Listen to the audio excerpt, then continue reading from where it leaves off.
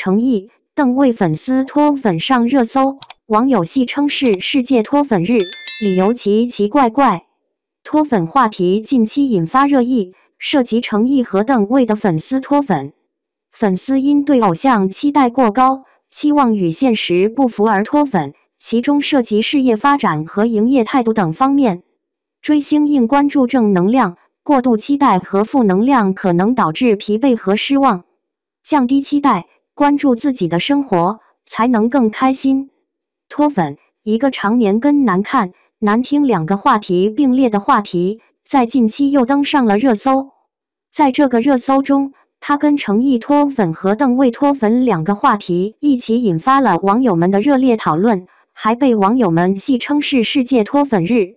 最初看到这些话题的时候没看懂，还以为是这两位明星要脱粉谁了，没想到是他们的粉丝脱粉，还都一个个发了小作文，字里行间怨气颇深，一时之间不知道他们是在抱怨偶像，还是在吐槽自己的对象不争气。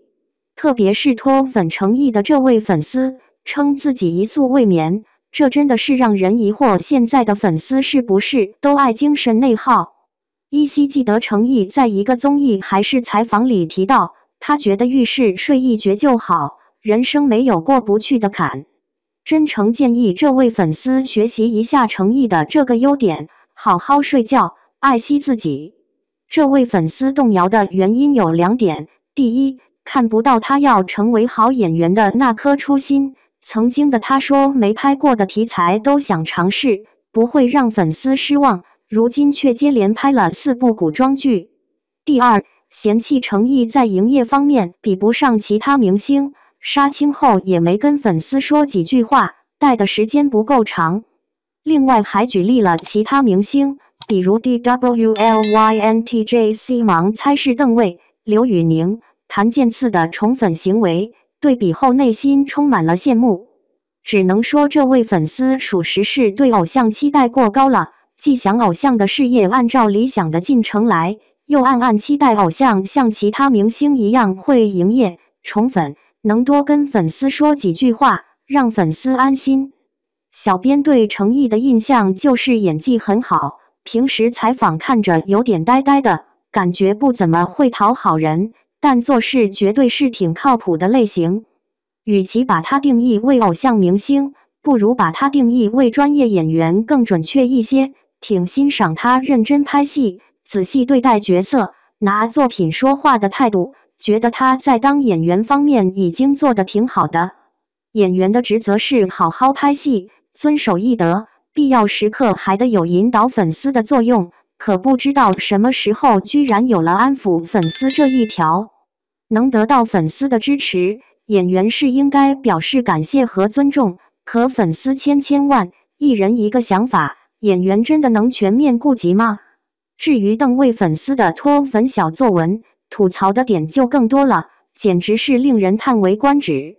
先是嫌弃邓为没有给粉丝提供情绪价值，另外还提到代言日期问题，翻拍 RPS， 杀青不拍粉丝照片，抠脚2月，营业不够频繁，杂志物料不好看，台词和面部表情不合格等，还说他废物，怨气简直要冲出屏幕来的感觉。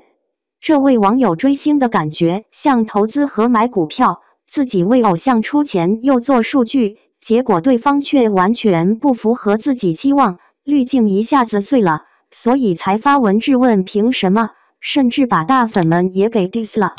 对于邓为，小编看法是他的演技跟专业演员还是有一段距离的，仍需努力。他的外形还不错，很适合古装。在刷到的采访里看得出是个挺安静的人，也没什么乱七八糟的绯闻，没什么不良嗜好，还是挺适合当偶像的。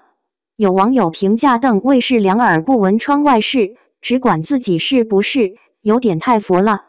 看他发的微博，内容简单，半分私人情绪都没有，对于喜欢和明星互动的粉丝来说，可能会觉得有点冷淡，但反过来说，他既不卖惨，也不催数据，当他的粉丝只要不被一些喜欢催数据、氪金的大粉 PUA， 相对来说比较轻松的。上面那位纯粹是追星把自己给追累了，对偶像的期待同样过高了，在发现付出和收获不成正比后，才开始迁怒别人。追星的人很多时候会不自觉在心中把偶像过度理想化，而过度理想化的结果就是把偶像当成理想中的自己，所以就会对偶像抱有很多不切实际的期待，认为他们能做到很多自己想做却做不到的事情，还能给自己平凡无奇的人生提供许多身边人给不了的情绪价值。追星的人如果能不断从偶像身上看到正能量，潜移默化地影响到自己的人生，让自己也变成一个积极向上的人，固然是好事。如果追星的过程中一直感觉很累，还总是获得负能量的话，及时止损才是上策。毕竟想从一个根本不认识自己的人身上获得情绪价值，本身就是一件不靠谱的事情。这世上不是所有的爱都会有回应，降低期待，多关注自己，生活才会更开心。